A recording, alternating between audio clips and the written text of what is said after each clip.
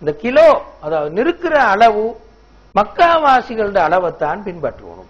இருக்கிற முறையில மக்காவாசிகளை தான் பின்பற்ற வேண்டும்.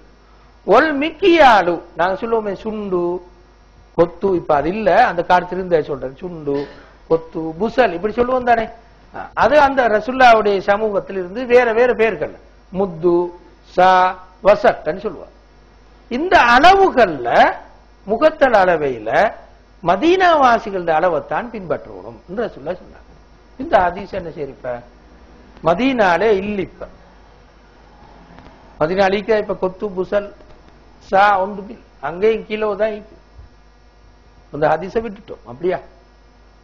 இந்த ஹதீஸ் சுன்னத்தை விட்டுட்டோம்.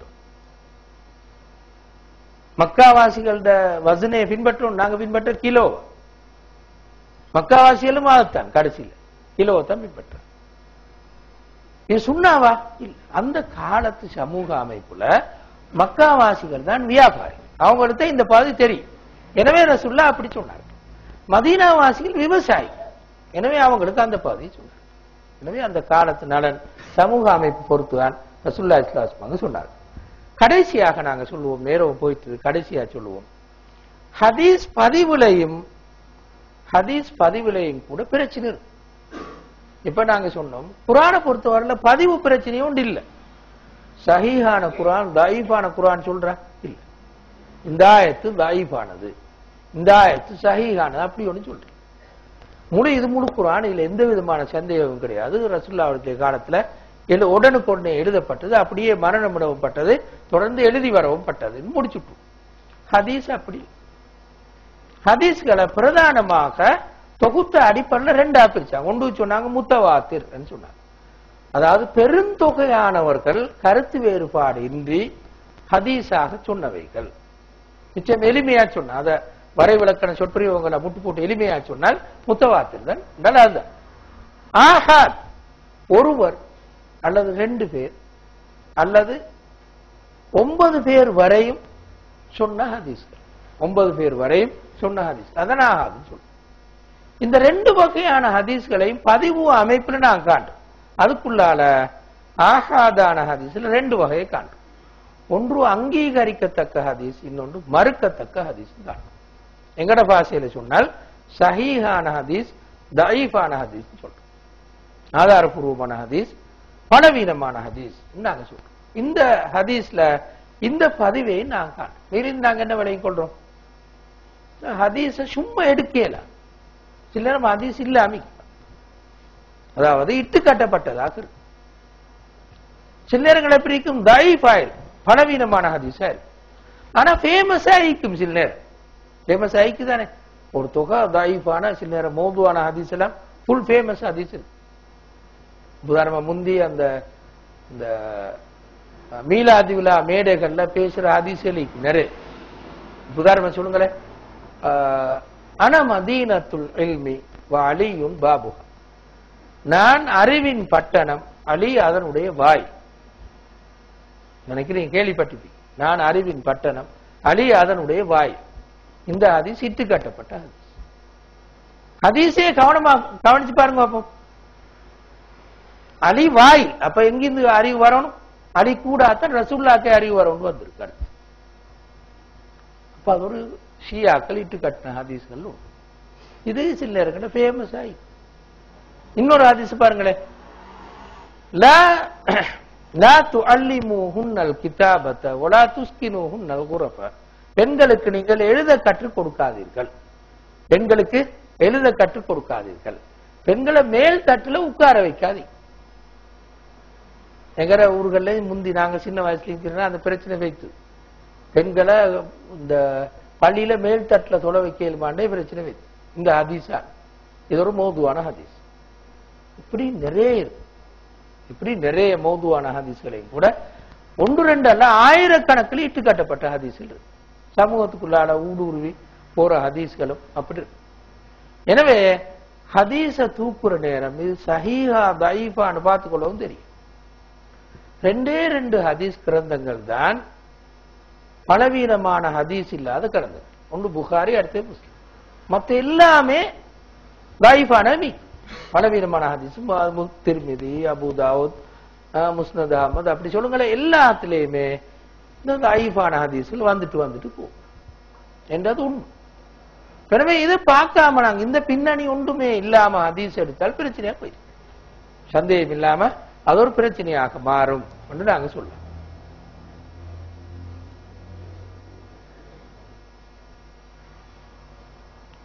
கொஞ்சம் லேசா நாங்க இந்த விஷயத்தை மட்டும் பார்ப்போம்.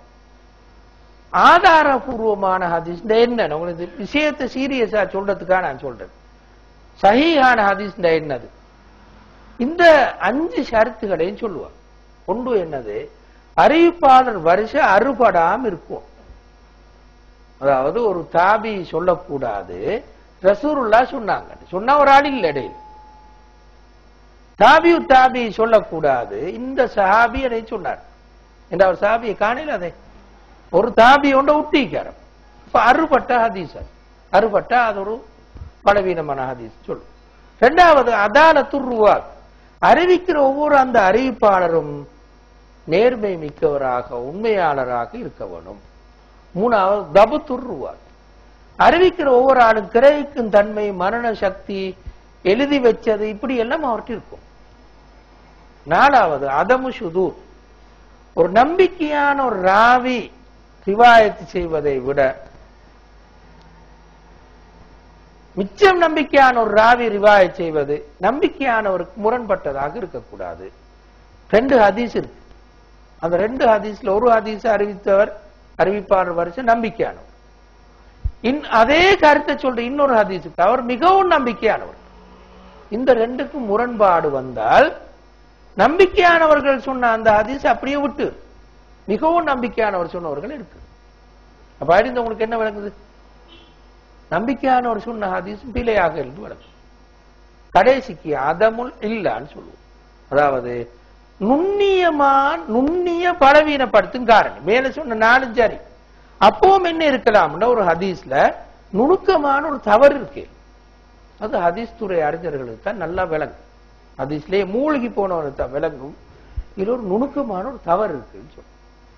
இந்த 5 விஷயங்களையும் கவனமா பார்த்து விளங்கித்தான் இந்த ஹதீஸ் ஆதாரபூர்வமானது, இது ஆதாரபூர்வமற்றது என்று இமாம்கள் தீர்மானித்தார். இந்த பின்னணியில இஸ்லாமிய வரலாற்றில் ஒரு கலையைத்தான் நாங்க சொல்லுவோம், இல்முல் ஜர்ஹி வ தஅதீல், அதாவது அறிவிப்பாளர் திறனாய்வு கலை. அதாவது அறிவிச்ச ஆக்கள் எல்லாரும் எப்படியான ஆக்கள் இப்ப நாங்க சொன்ன இந்த 5 மாதிரி மாறாய்ந்து பார்க்கிறோம். 5 லட்சம் ராவிகளோட வரலாறு பதிவு செஞ்சு வச்சிருக்கிறார். 5 லட்சம் ராவிகள் இந்த ஹதீஸை ரிவாயத் செஞ்சாங்க, அதை பதிவு செஞ்சு அவங்க வரலாறு திரட்டி வச்சிருக்கு. எனவே இந்த வகையில தான் நாங்க சொல்லுவோம், ஹதீஸ் துறை என்று சொல்றது கொஞ்சம் அபாயகரமான ஒரு துறை. திடீர்னு நாங்க ஒரு ஹதீஸ தூக்கி சட்டம் சொல்வதற்கு போகக்கூடாது என்று வருது. எனவே இப்ப நாங்க மேல சொன்னது எல்லாத்தையும் திருப்பி சொல்லிடுவோம். ஒரு ஹதீஸ விளங்குறதுல தோன்றுகின்ற பிரச்சனைகள் என்னது? முதலாவது, அது மிக பெருந்தொகையாக இருக்கல். பிரச்சனை அவசரமா ஒரு முடிவுக்கு வரையில்லாத அளவுக்கு ஒரு பெரிய ஒரு தொகையாக ஹதீஸ் இருப்பது. இரண்டாவது, கால சூழ்நிலை, தனிநபர் நிலைமைகள், இவற்றை கவனத்தில் கொண்டு பயிற்றுவித்தல் என்ற கண்ணோட்டத்தில் ஹதீஸ் இருப்பது. இது 2வது பிரச்சனை, நாங்க முந்தி சொன்னது. 3வது பிரச்சனை, நாங்க இதை விளங்கப்படுத்தல மிச்ச தூரம், வெளிப்படையில் ஒன்றுக்கொண்டு முரண்பட்ட தோற்றத்தை கொண்டிருக்கு. ஹதீஸ்கள் வெளிப்படையா பார்த்தா 2 ஹதீஸ் முரண்படுற மாதிரி, இப்படியான ஹதீஸ்கள் நிறைய. ஒரு பக்கத்தால் இப்படி வரும், இன்னொரு பக்கத்தால் இப்படி வரும், 2 ஒன்றுக்கொண்டு முரண்பட்ட மாதிரி. இப்படி முரண்பட்ட ஹதீஸ்களுக்கு மத்தியில இணக்கம் காணுவதுவே ஒரு தனியான ஒரு கலையாக. இது 3வது பிரச்சனை. 4வது, அறிவிப்பாளர் வரிசை பற்றிய ஆய்வு. அறிவிப்பாளர் வரிசை இப்ப நாங்க ஏற்கனவே சொன்ன மாதிரி ஒவ்வொரு அறிவிப்பாளரும் எப்படி எப்படி இருக்கிறாங்க ஆய்வு செய்யும். திரும்ப மத்தன ஆய்வு செய்யும். ஹதீஸுடைய உள்ளடக்கம் கொண்டிருக்கிற விஷயம் இருக்குதானே, அதை ஒத்துக்கொள்ள இயலுமா, ஒத்துக்கொள்ள முடியாதா, இஸ்லாத்துடைய அடிப்படை கொள்கைகளுக்கு முரணானதுவா, அல்லது குர்ஆனுடைய ஆயத்துக்கு முரணானதுவா என்றெல்லாம் ஆராயும். ஏன் ஆராயணும்? ஹதீஸ் அறிவித்தவர்கள் மனிதர்கள், எனவே தவறு விடலாம். மிகவும் நம்பிக்கையானவன் கூட தவறு விட எடுத்தானே. எனவே ஹதீஸ் மத்தனையும் ஹதீஸ் உள்ளடக்கத்தையும் ஆய்வு செய்ய வேண்டும். இந்த 4 விஷயங்களும் தான் ஹதீஸை விளங்குறவார பிரச்சனை. எனவே ஹதீஸ் துறை சாராதவர்கள் ஹதீஸ் கிரந்தங்களை வாசிச்சு தங்களை குழப்பிக் கொள்ளக்கூடாது என்றுதான் நாங்க சொல்ல வரோம். மொழிபெயர்ப்பு நிறைய இப்ப ஹதீஸ்கள்ல வந்திருக்குது. புகாரில மொழிபெயர்ப்பு இருக்கு, முஸ்லீம்ல இருக்குது, திருமிதியில வந்து கொண்டிருக்கு. ஒரு பாகம் வந்துட்டு அடுத்த பாகம் வரப்போகுது, வர கிட்டவாயிண்டிக்கு, இப்படி ஹதீஸ் கிரந்தங்கள் நிறைய வந்துட்டு. இப்ப இதை எடுத்து நாங்க வாசிச்சுட்டு, ஏன்னா இப்ப நான் திருமிதியை மட்டும் தானே வாசிக்கிறேன், திருமிதியை மட்டும் வாசிக்கிறேன். வாசிச்சு வச்சுட்டு மறுக புகாரி எடுத்தா திருமிதி மறந்திக்கு, புகாரி எடுத்து இப்ப வாசி, அதை வச்சுட்டு மறுக முஸ்லீம் எடுத்து வாசிச்சா ரெண்டும் மறந்து முஸ்லீமை மட்டும் வாசி. ஆயிரக்கணக்கான ஹதீசுகள் ஒன்று திரண்டு இருக்கும் போது இந்த அவ்வளவு ஹதீஸையும் வச்சு பார்த்து முடிவெடுக்கிற அளவுக்கு எனக்கு பின்னணி அறிவு ஒன்றுமே இருக்காது. அப்படி சரி அபாயகரம். எனவேதான் நவீன கால அறிஞர்கள் என்ன செஞ்சிருக்கிறாங்க என்றால், குறிப்பிட்ட தொகை ஹதீஸை மட்டும் தொகுத்து அந்த ஹதீஸ்க்கு விளக்க உரை எழுதியிருக்கிறார். இப்ப பிரச்சனை இல்லாம போ, அப்ப எங்களுக்கு அதை சிக்கல் இல்லாம பாக்க. உதாரணம் வச்சு கொடுங்களேன், நாங்க சொல்லுவோம் அர் ரசூல் ரசூலுல்லாஹ்வும் அறிவு ஒரு புத்தகம் இருக்கு. அப்ப அதுல என்ன ஆயிரக்கணக்கான ஹதீஸ்ல தொகுத்து ரசூலுல்லா அறிவை பத்தி இப்படித்தான் சொல்லி இருக்கிறாங்க விளக்கப்படுத்து. எல்லா பாதியும் ஒன்று பாத்துறேன். அறிவை பத்தி ரசூலுல்லா சொன்னது எல்லாத்தையும் ஒரு 200-250 பக்கங்களுக்குள்ளான பாத்திரம்.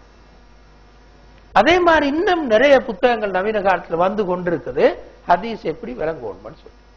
அப்படி பார்த்தா தான் ஹதீஸ் விளங்கலாமே தவிர நேரடியாக ஹதீஸுடைய மூல நூல்களுக்கு போய் படிச்சு விளையும் கொள்வது சரி சிரமமானது. முடியாதல்ல, சிரமமானது. ஏன் சிரமமானது? அந்த துறைக்கே நாங்க பார்க்கணும். உதாரணமா அல்-அஸ்ஹர் யூனிவர்சிட்டி போயிட்டு ஹதீஸ் ஃபேக்கல்ட்டியில சேர்ந்து படிக்கும், அல்லது இன்னொரு யூனிவர்சிட்டி அல்-அஸ்ஹர் மட்டுமல்ல வேற ஏதாவது ஒரு யூனிவர்சிட்டி, மலேசியா யூனிவர்சிட்டி போயிட்டு அல்லது பாகிஸ்தான் யூனிவர்சிட்டி போயிட்டு ஏதாவது ஒரு யூனிவர்சிட்டி போயிட்டு அதுக்கு உட்கார்ந்து ஹதீஸ் துறை சம்பந்தமாக படிக்கும். இப்ப சரி, இப்ப எந்த பிரச்சனையும் இல்லை. அந்த துறை சார்ந்து படிக்காம அதுக்கு நேரம் இல்லாம ஹதீஸ் கிரந்தங்களை இடக்கட வாசிச்சு கொஞ்சம் இடக்கட பார்த்துட்டு வந்தால் குழப்பம்தான் மிஞ்சும். அவங்களுக்கு நான் சொல்ற தாழ்மையான அபிப்பிராயம் என்னண்டா, அந்த டைம் நீங்க குர்ஆனை படிக்கிறதுக்கு பாவீங்க, ஒரு பிரச்சனையும் வர. அந்த டைமிங் ஹதீஸ் வாசிக்கிற டைம், அந்த டைம் குர்ஆனை வாசிக்கிறதுக்கு செலவழிங்கோ, எந்த சிக்கலும் இல்லை. அல்லது இன்னொரு வேலையை செய்யும், இன்னொரு உபதேசம், சட்ட ஹதீஸ்களை வாசிக்காய். உபதேசங்களோடு சம்பந்தப்பட்ட ஹதீஸ்கள் இருக்குது, அந்த பகுதியை பூர்ணமாக வாசிங்க. ஏதாவது உங்களுக்கு அழுத்தம் கொடுத்து வாசிக்கிறாய், குறிப்பிட்ட பகுதி மட்டும் வாசி, அப்பவும் குழப்பமாய். அதுதான் எல்லாமே விளங்குது. ஹஜ்ஜை பத்தி மட்டும் வாசிச்சுன்னு வைங்களேன், அப்ப என்ன முடிவுக்கு வந்தா ஹஜ்ஜி செஞ்சா எல்லாம் சரியா வந்துடும் முடிவுக்கு வந்து அந்த சிக்கல் வரும். திக்ரு அவராத மட்டும் வாசிச்சுன்னு வைங்களேன், இப்ப திக்ருகளை செஞ்சுட்டு இருந்தால் பாவம் செஞ்சாலும் கழுவிப்பட்டு பேய்த்திருந்த மாதிரி ஒரு மனோநிலை வரும்.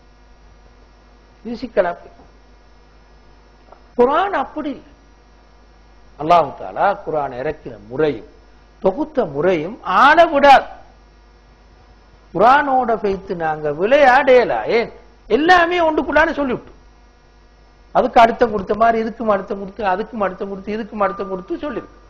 உண்மையில ரசூலுல்லாஹ் அப்படித்தான் சொல்லி இருக்கிறாங்க. ஆனா சிக்கல் என்ன தெரியுமா, அது 1-2 ஹதீஸ்ல தேடையல, ஒரு 100 ஹதீஸ்லயும் தேடையல, ஆயிரக்கணக்கான ஹதீஸ் எல்லாம் ஒன்றுக்கு சேர்த்து படிச்செல்லாம் விலையும் கொள்ளும். அப்படி படிக்கல எங்களுக்கு டைமும் நேரமும் அதெல்லாம் இல்லையே. எனவே இந்த பின்னணியில நாங்க சொல்லுவோம், ஹதீஸ படிக்கிறவர்கள் மிகவுமே கவனமா இருக்கும். இது நீங்க விலையும் கொள்ள வானம் தடை செய்யறதல்ல. என்ன இது இஸ்லாத் இவருக்கு மட்டும்தானே தெரியும், எனக்கு தெரியாதான்னு சொல்லி சண்டைக்கு வந்துடப்படாது. இஸ்லாத்தை எல்லாருக்கும் விளங்கலும் படிக்கலும், யாருமே அதை பிள்ளைன்னு சொல்றது.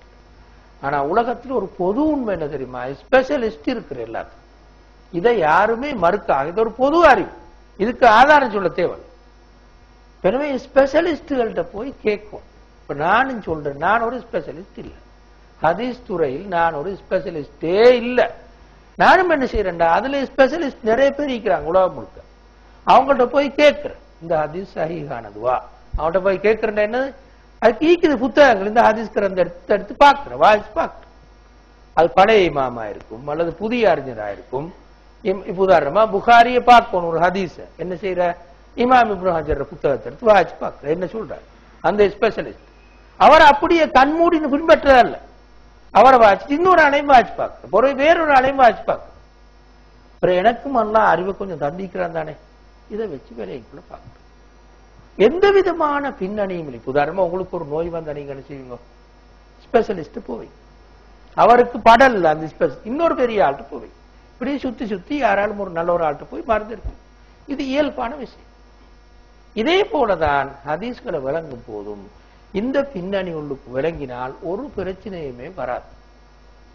அப்படி இல்லாம ஹதீஸ்கள்ல ஒரு பகுதியை மட்டும் அழுத்தம் கொடுத்து விளங்க போனால், அல்லது நேரடியாக எனக்கு எல்லாமே தெரியும் என்று விளங்க போனால், இப்ப தஈஃபான ஹதீஸ் சஹீஹ்னு நினைச்சு கொள்வார், ஆதாரபூர்வமான ஹதீஸ் ஆதாரபூர்வம் மற்றதுன்னு விளங்கிக் கொள்வார். இப்படி பெரிய ஒரு குழப்பமாக போயிடும். எனவே இந்த பின்னணியில தான் நாங்க சொல்லுவோம், இந்த ஹதீஸ்களை விளங்கும் போது ஆக கூட கவனம் தேவை, கூடுதலான கவனம் தேவை. அதுல ஆக முக்கியமான ஒரு விஷயம்தான் நாங்க ஹதீஸ் தொகுக்கப்பட்ட நூல்கள், அதாவது ஹதீஸ்கள் விரிவுரையோடு சேர்த்து தொகுக்கப்பட்ட நூல்களை படிப்பது இதுக்கு உதவியாக இருக்கும்னு சொல்லி நாங்க சொல்றோம். இதோட நாங்க இந்த பகுதியை முடித்துக்கோம். மையத்தின் மீது எறும்பு ஊர்ந்து செல்வது மையத்துக்கு வேதனை கொடுக்குமா? அடக்கினத்துக்கு பிறகு என்ன செய்ய? மையத்தை கொஞ்சம் காலம் போய் தோண்டி பார்த்தா எலும்புதான் நிக்குமே இல்லையா? கபரு போய்த்து தேடினா ஒரு பழைய கபருண்டை இடிச்சால் தோண்டி வந்து எலும்பு கொஞ்சம் எறும்பு மூந்து எறும்பு திண்டு எல்லாம் செஞ்சு முடிஞ்சிரு.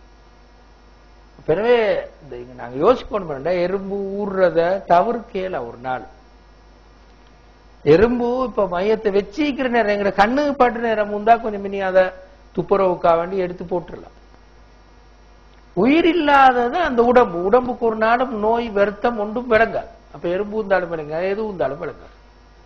எனவே அந்த வகையில இந்த அது ஒரு பிரச்சனையா எடுத்து யோசிக்க வேண்டிய அவசியம் இல்லை. மையத்துக்கு நோவினைக்காக அந்த எறும்பு எடுத்து வீசுறதல்ல, அது கொஞ்சம் மரியாதை இல்லை, கொஞ்சம் மையத்தை அழகா வச்சுக்கொள்ளணும். எறும்பு போனா அதை எடுத்து வீசுவோம், அதுதானே காரணம், தவிர வேற ஒன்றும் இருக்கா. வெள்ளிக்கிழமை ஜும்மாவுக்கு முன்னர் அடக்கம் செய்யப்பட்டால் இறை தண்டனைகள் ஏதும் குறைவு ஏற்படுமா?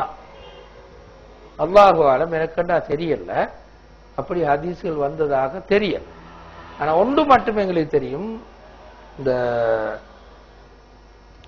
ஒருவர் நன்மையையும் தீமையையும் பொறுத்துதான் அவருக்கான தண்டனையும் வெகுமதியும் இருக்கு. நாளுகளை பொறுத்தல், நாளை நேரத்தையும் பொறுத்ததல்ல என்றது தெளிவான விஷயம். ஒருவர் உயிருடன் இருக்கும் போது வாரிசுரிமை சட்டப்படி சொத்து பங்கீடு செய்ய முடியுமா? முடியாது. தெளிவா குர்ஆன்ல வந்த விஷயம், ஹதீஸ்ல வந்த விஷயம். ஒருவர் மரணித்ததன் பிறகுதான் அவரை சொத்து பங்கீடு செய்யலாம். ஆனால் சில விதிவிலக்கான சந்தர்ப்பங்கள், விதிவிலக்கான சந்தர்ப்பம் தான் என்னது? உதாரணமாக ஒருவர் நல்லாவே வயசாளியாகி இனி அவர் உழைக்கிறது இல்லை இந்த அளவுக்கு வந்துட்டு, பிறகு இவருக்கு விளங்குது புள்ளகள் நான் மூத்தா போனா பிரச்சனை பட்டுக் கொள்வாங்க. இப்ப அவர் என்ன செய்யலாம் என்றால், வாரிசுரிமை படி வேற மாதிரி அல்ல, குர்ஆன்ல சொன்ன வாரிசுரிமை படி சொத்தோர் லோயர்கிட்ட போய் எழுதி கடைசியாக எழுதி விடணும், நான் மரணித்ததன் பிறகுதான் இந்த சொத்து இவங்களை சேரும் எழுதி விடும். இப்படி செஞ்சால் பிரச்சனை.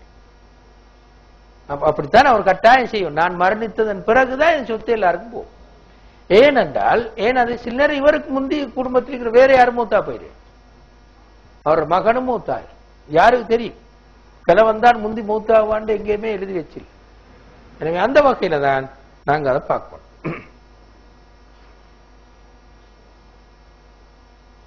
இலங்கையில் ஹதீஸ் துறை வல்லுநர்கள் இருக்கின்றார்களா என்று கேட்டு, அல்லாஹு ஆலம் எனக்குண்டா தெரியல, எனக்கு தெரிஞ்ச வகையில இல்லைன்னு நினைக்கிறேன்.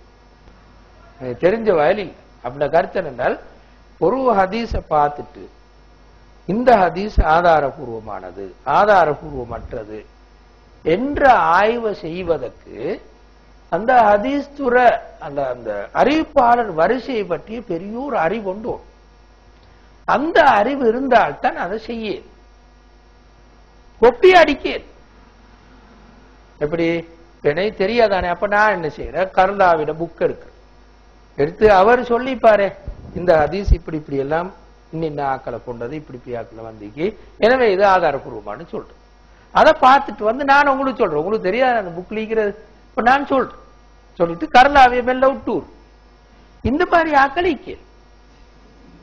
ஆனா சுயமா தானாக படிச்சு சொல்லக்கூடிய ஆக்கள் எனக்கு தெரிஞ்ச வகையில இல்லைன்னு சொல்லி நான் நினைக்கிறேன். உதாரணமா ஒரு ஹதீஸ கரலாவி சொல்ற பாருங்களேன். ரவாஹு அஹ்மத், இமாம் அஹ்மத் ரிவாயத் செஞ்சார். அன் அபு அய்யூப் சொல்வதாக ஒஃபீஹி அப்துல்லா இப்னு அப்துல் அசீஸ், அப்துல் அசீஸ் என்று ஒரு அப்துல்லா இப்னு அப்துல் அசீஸ் சொல்லி ஒரு ராவி இந்த அறிவிப்பாளர் வரிசையில் இருக்கிறார். அவரை வசிகஹு மாலிக்கும் சயீத் இப்னு மன்சூர், இமாம் மாலிக்கும் சயீத் இப்னு மன்சூரும் இந்த ராவி நம்பிக்கையானவர் என்று சொல்லி இருக்கிறார்கள்.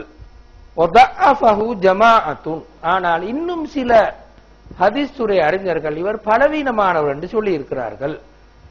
இந்த ஹதீஸ்ல வார ஏனைய ராவிகள் மிகவும் நம்பிக்கையானவர்கள் என்று யாருக்கு இப்படி சொல்ல இயலும்டா இவருக்கு தான் சொல்ல கர்தாவி அது மாதிரி ஆக்களுக்கு தான் சொல்ல.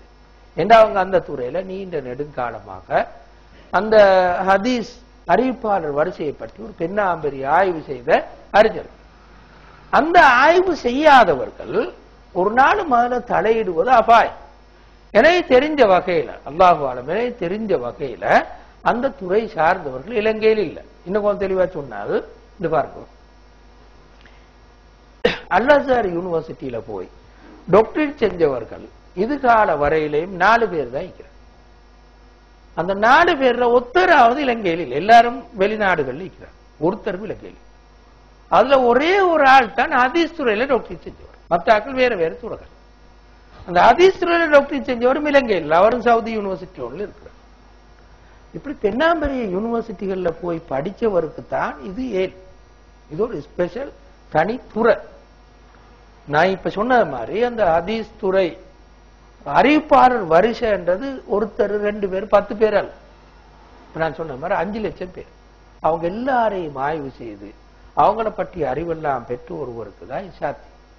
எனவே இது இலங்கையில் இருக்கிற ஆக்களை குறை சொல்றது இல்ல, குறையல்ல, இது உண்மையில குறையில்லை, எனக்கு தெரியான்றது குறையல்.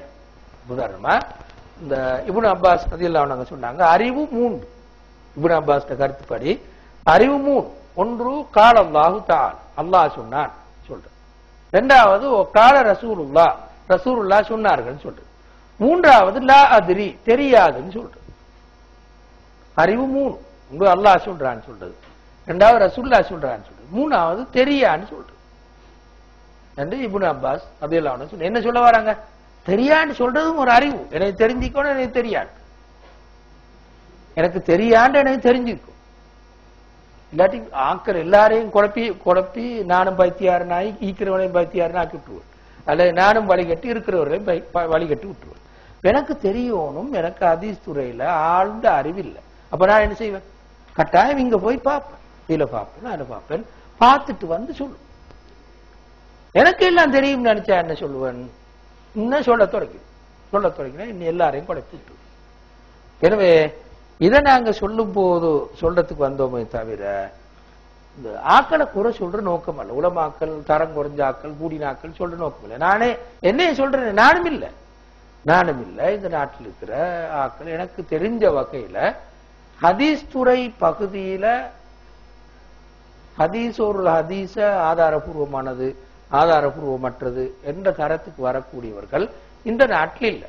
ஆனால் அதுல கருத்து அவங்களுக்கு தெரியாண்டல். அவங்க என்ன செய்வாங்க என்றால், நான் இப்ப சொன்னது மாதிரி இந்த ஹதீஸ் கிரந்தங்களை போய் வாய்ச்சி பார்ப்பாங்க. அதுல இருக்குதானே தாயிஃபான ஹதீஸ், சஹீஹான ஹதீஸ், இது யாரோ சொல்லியிருக்கிற. அப்ப அதை வைத்து தீர்வு சொல்லுவாங்க. உதாரணமா நாங்க வச்சுக்கொள்ளுங்க, இந்த இஹ்யாஉல்-முதீனை வாசிக்கிறோம். இஹ்யாஉல்-முதீன்ல கீழுக்கு இமாம் இந்த கஸ்ஸாலி சொன்ன ஹதீஸ்களோட தரம் என்னன்னு கீழுக்கு எழுதிருக்கு. ஜெயினுத்தீன் உல் இராக்கின்னு சொல்லி பெரிய ஒரு ஹதீஸ் துறை அறிஞர் கீழுக்கு எழுதிக்க, இந்த ஹதீஸ் லாயிஃபானது, இது சஹீஹானது எழுதிக்க. அப்ப அதை பார்த்துட்டு எனக்கு சொல்லி. அப்ப எனவே அந்த தரம் கண்டிப்பா அதுக்கும் ஒரு தரமோ.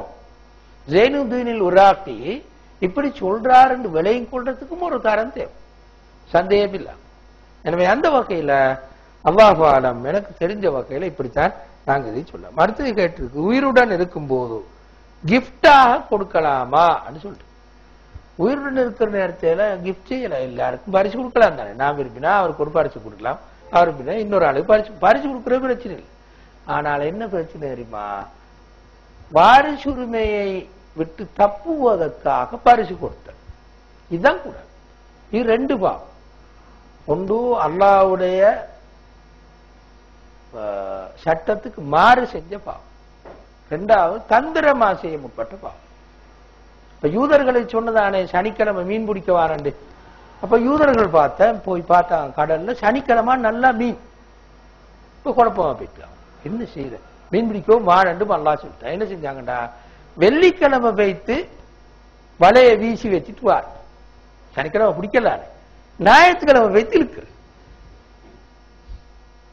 அப்ப இதுக்கு அல்லாஹ் சொன்னா குரங்காய் போட்டான் அல்லாஹ் எல்லாரும் வெள்ளிக்கிழமை வலையை வீசி ஞாயிற்றுக்கிழமை இருக்கு இந்த வேலை வெள்ளிக்கிழமை வலையை வீசி ஞாயிற்றுக்கிழமை இருக்கிற வேலையை நாங்க செஞ்சிடாங்க அதாவது அல்லாஹ் சொல்லிக்கிறான் இப்படித்தான் நீங்க வாரிசு உரிமை சொத்தை பிரிச்சு கொடுக்கணும் வாப்ப வாக்குற இப்படி பிரிச்சு கொடுத்தா குழப்பம் ஆயிரும் எனக்கு நினைச்ச மாதிரி பிரிச்சு கொடுக்கணும் ஏன்னா இந்த மகன் என்னோட சரி நெருக்கம் அந்த மகன் தூரம் அந்த மகள் என்ன நல்லா கவனிச்சா இந்த மகள் இப்படி இல்லை அப்ப இது கேட்ப இவருக்கு கொடுக்கணும் மனசு விடுவதில்லை அப்ப என்ன செய்யற பிரசன் கொடுப்போம் தந்திரமான வலிவு அவர விருப்பத்துக்கு ஏற்ப பிரிச்சு விட்டு இது கூட இது அல்லாஹ்வுடைய மார்க்கத்துக்கு மாறு செய்வதற்கான தந்திரமான வழிபாடு அப்ப எனவே நாங்க ஒரு நாடும் அல்லாஹ்வுடைய சட்டங்களை மீறுவதற்கு தந்திர வழிமுறைகளை கையாளவே கூடாது ஆக பெரிய அபாயம் அதை விட நல்லா பாவம் செஞ்சுட்டு போறது இந்த பாருங்களேன் இப்ப எனக்கு ஜக்காத் கடன்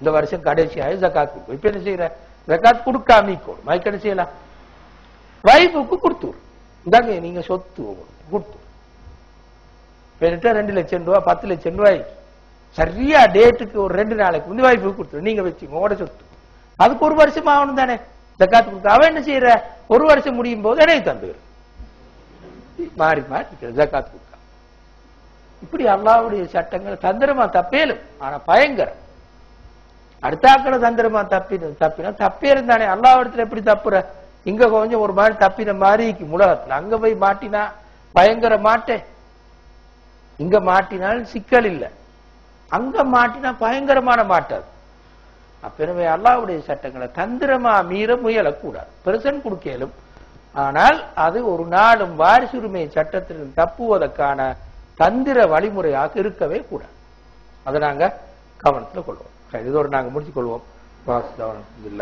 ஆலமீன்